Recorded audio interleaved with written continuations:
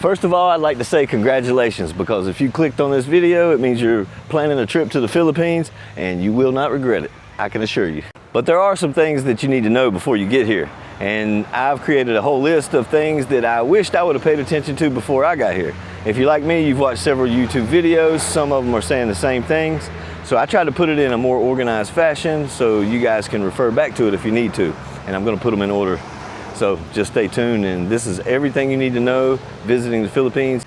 Number 1, make sure that your passport is valid 6 months beyond your date of arrival. Number 2, know the visa rules.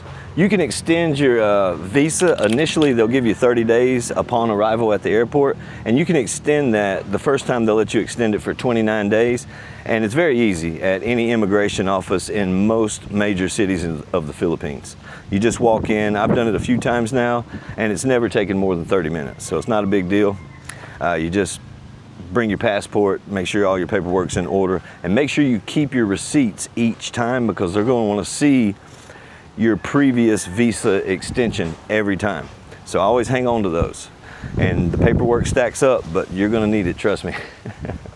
Number 3, you're going to need an Onward ticket when you get here. So prepare for that. Even if you're coming here to retire or live permanently, regardless, there's a possibility that they could check for an Onward ticket. And that Onward ticket needs to show that you have a flight leaving the Philippines within that 30-day window that they're going to give you at the airport.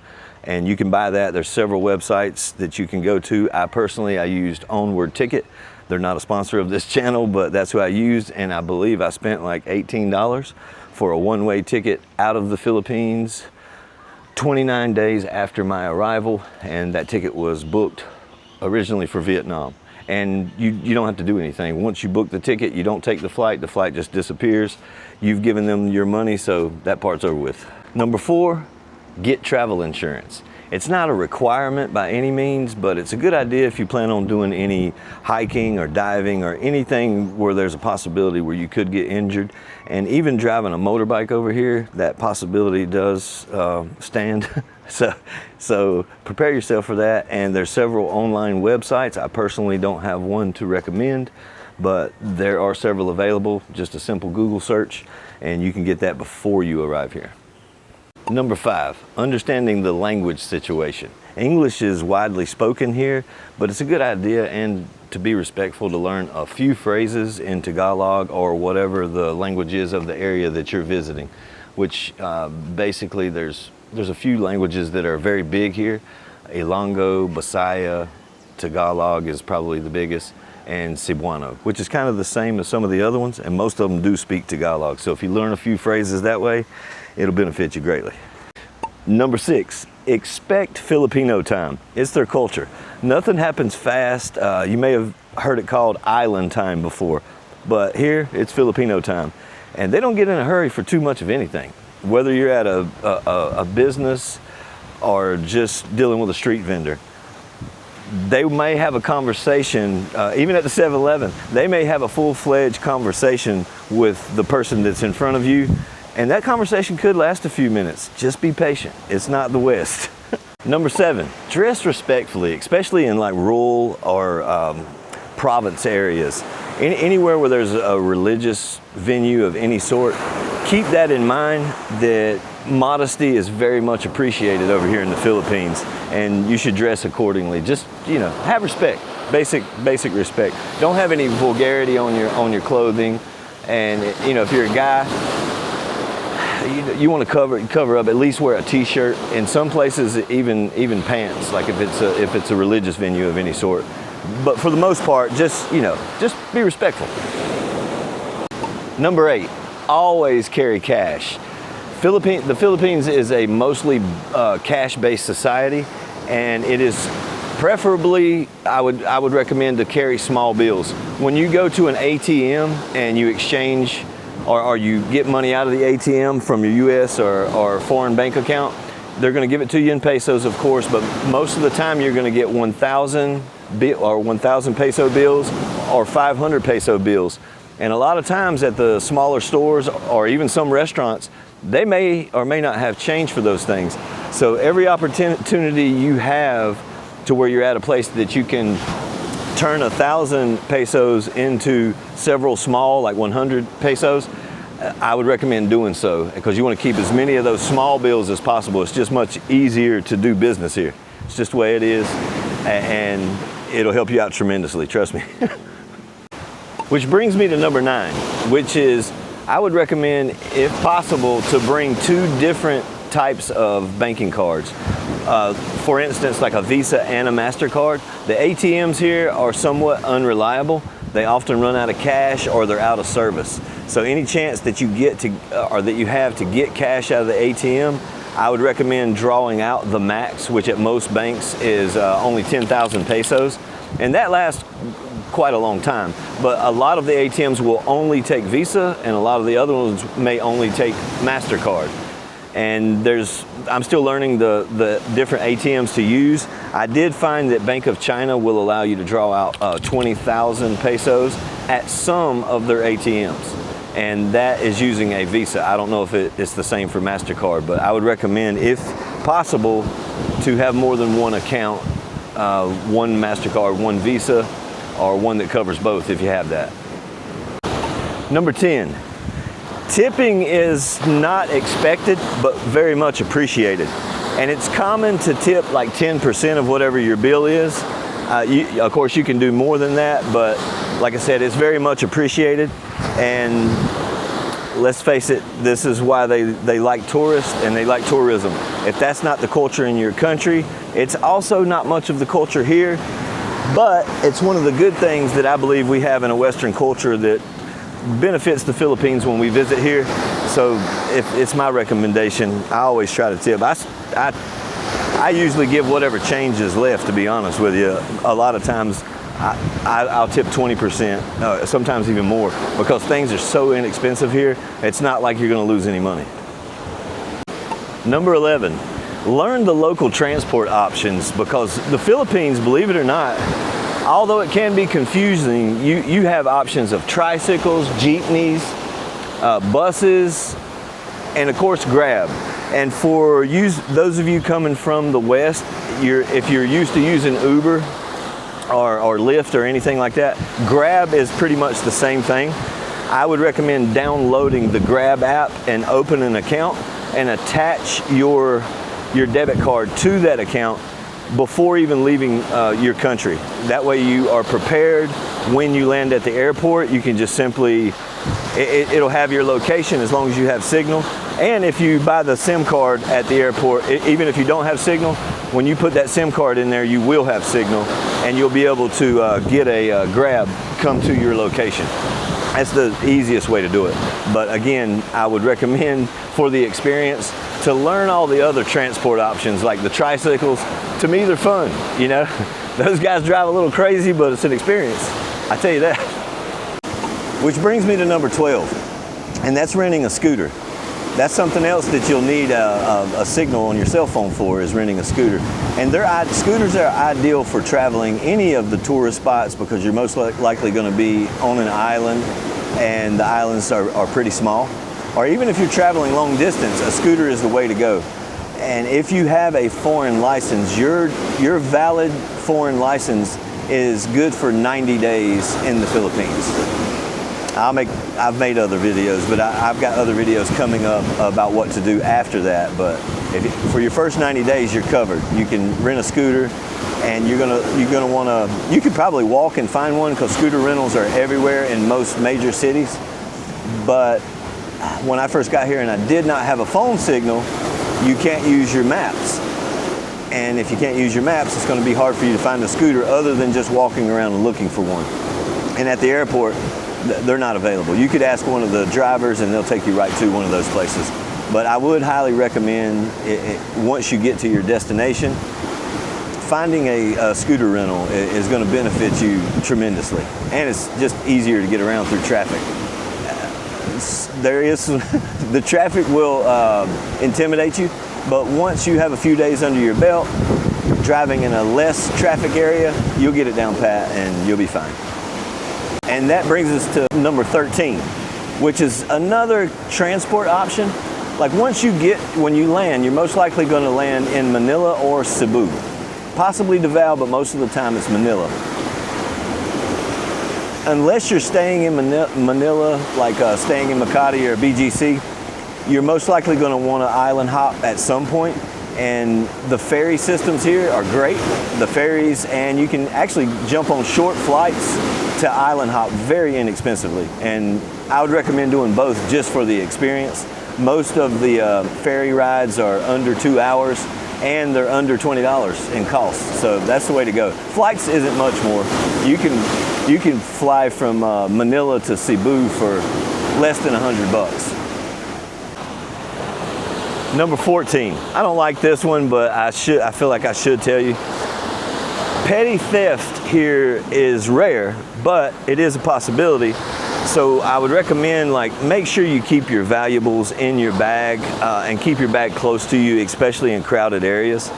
It's not so prevalent in places to where tourism is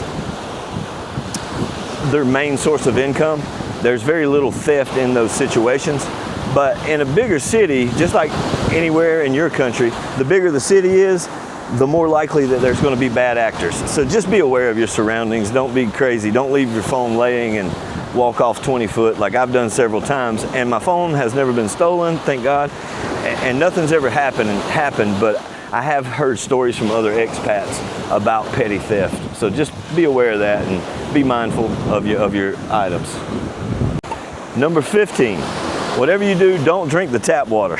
You can buy the big, like if you get a long-term rental, you can buy the big jugs of water, or you can just get bottled water. I use it to even brush my teeth, but you do stand a chance of getting sick if you do drink the tap water. So don't drink it. I would highly recommend don't drink the tap water. Number 16. The typhoon season in the Philippines is from June to November. So if you're coming here on vacation, I'm not saying avoid those months, but be aware that that is a possibility for bad weather. The rain pops up fast here and unexpectedly.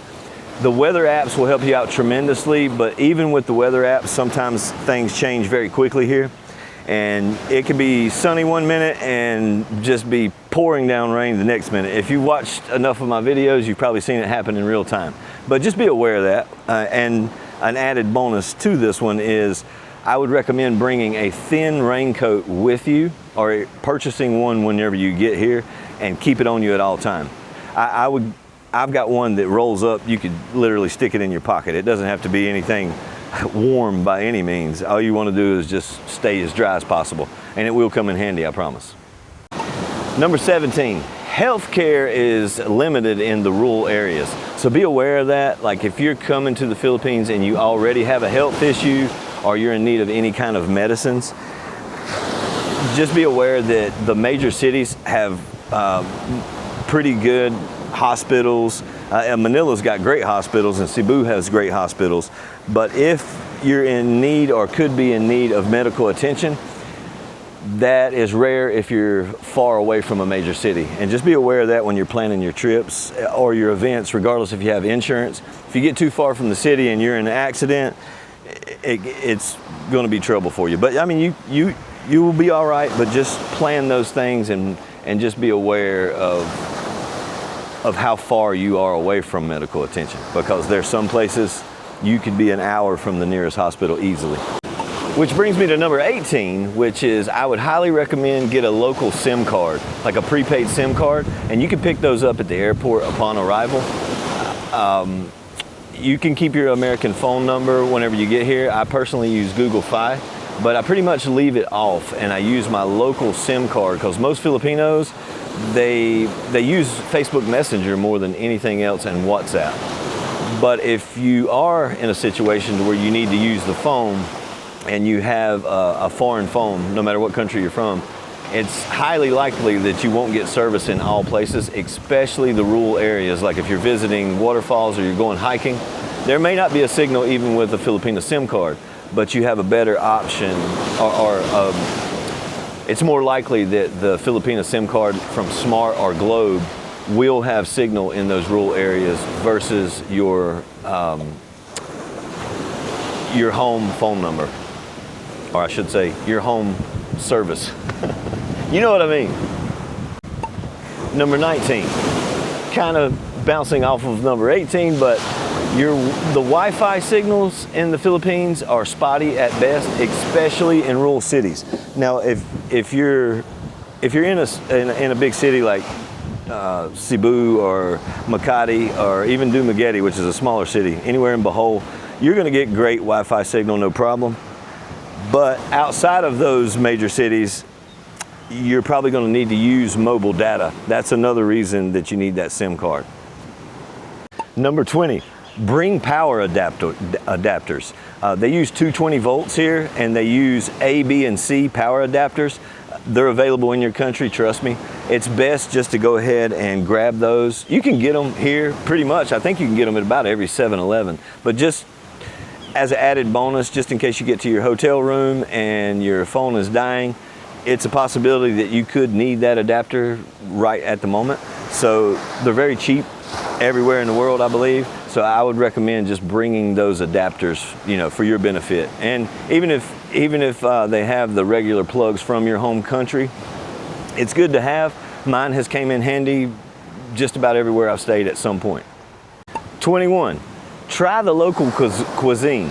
The Philippines gets a bad rap for the cuisine over here because they're kind of overshadowed by Thailand and Vietnam. But Filipino food is excellent. You got to give it a try. Try the local vendors, even the street food. Regardless of what you've heard, the food is excellent. And if you haven't heard that, I apologize. But before I came, everybody was like, "Yeah, the Filipino food sucks." I don't think so. I'm from the south of the United States, so maybe that makes a difference. We eat a lot of crazy stuff in the south, or what a lot of people consider crazy. But the food here is great, man. You got to try sisig. Sisig is still probably my favorite, but there's a bunch of great Filipino dishes like lechon. These are all must-tries. Which brings me to 22. You have to be careful when doing so. When you're trying those street vendors, I always try to choose the ones with the most customers. Like if the stall is crowded, it's because that they're known for having great food and clean food.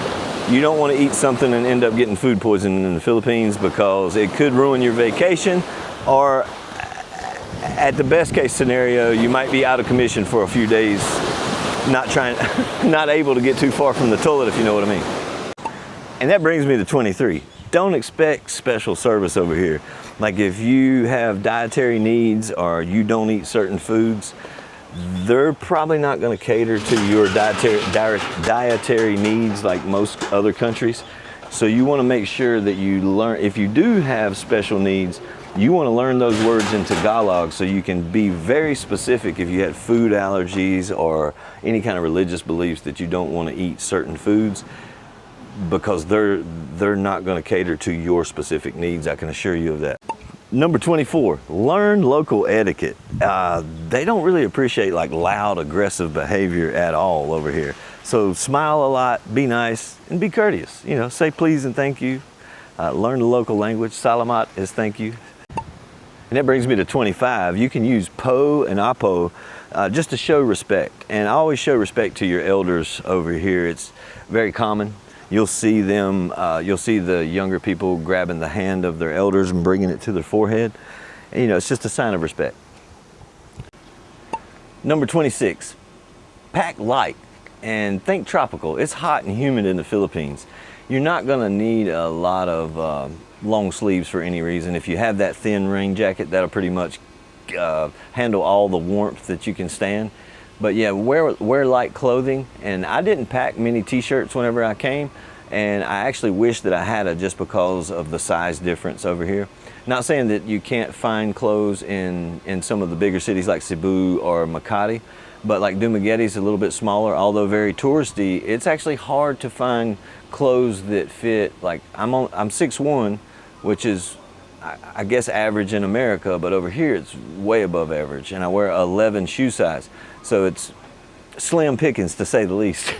So pack light, but bring stuff that you know that you're going to utilize. And you may want to bring a few extra t-shirts, just because like now I've been doing this video for a few minutes and I'm already pretty sweaty. 27. And this one's, you know, should be probably common sense, but avoid public displays of affection, especially in any kind of setting, like a professional setting. Like I guess like a restaurant, especially churches, like I said, it should be common sense. But even walking on the street, if you find your beautiful Filipino, holding hands is perfectly acceptable. Maybe a quick hug as a greeting is acceptable, but you know, keep the making out for behind closed doors, if you know what I mean. That brings me to number 28.